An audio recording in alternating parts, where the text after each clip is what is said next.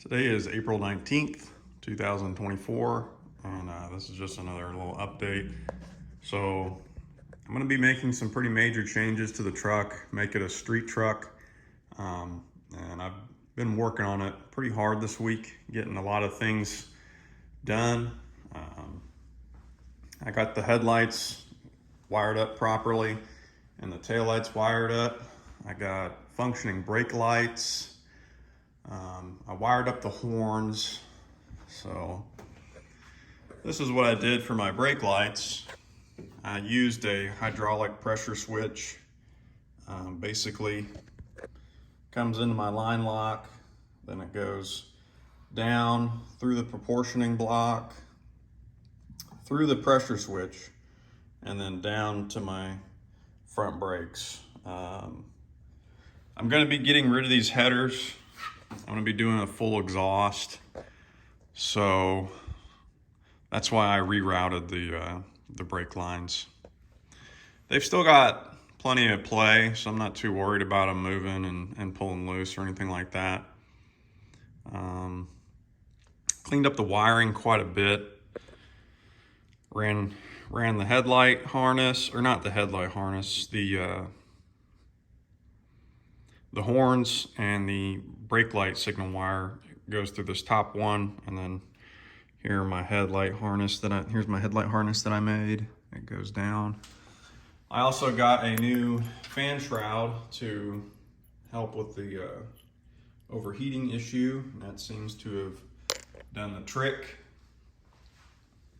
I've got some new brakes that are going to be coming from Strange. I went with their Evolution disc brakes, so I'll be getting those for the front. And also I ordered a Dana 60 rear end from Strange with 35 spline axles, heavy duty clutch posi, and it also is going to have the Evolution disc brakes on the back.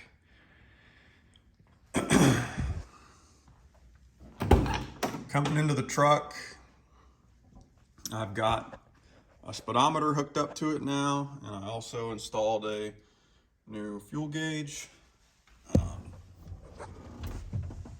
I've cleaned up the wiring quite a bit under here with my relay panel, and that's a ground bar there. It gets a little crazy.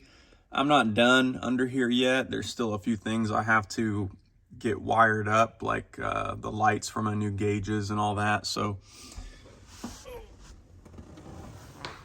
still a work in progress, but making progress nonetheless.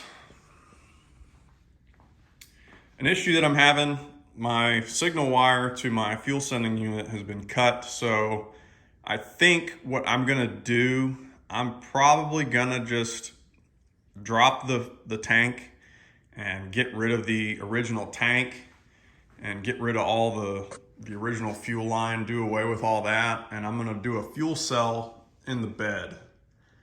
I'm gonna run new AN fuel line to my mechanical fuel pump, and then I'll put it in through a regulator, and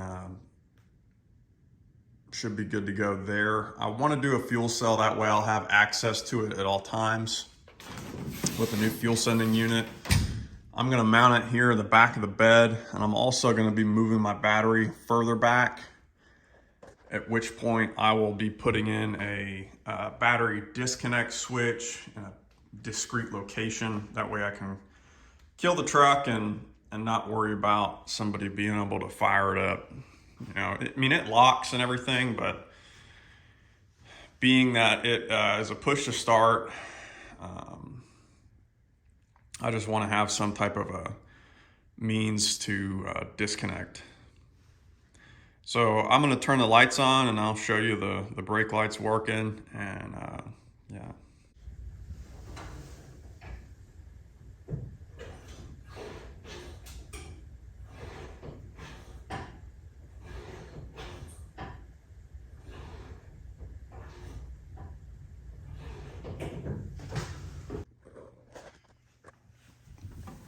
So the way I've got it set up here, I've got power coming from my ignition that powers up you know, my RPM cluster, my voltmeter, and my fuel gauge.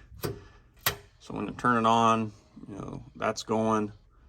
And then the fuel is obviously not hooked up properly yet, so that's why it's pegged out. And then here are my headlights that also power up my gauge lights.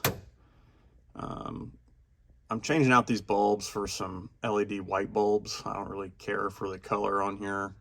It's kind of dingy looking. So those are my headlights, and then this is my tail lights, and then here are my fans.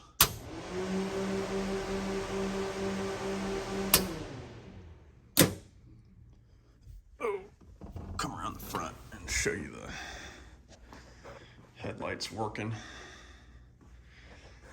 I like the OEM headlights. I think I'm going to keep them.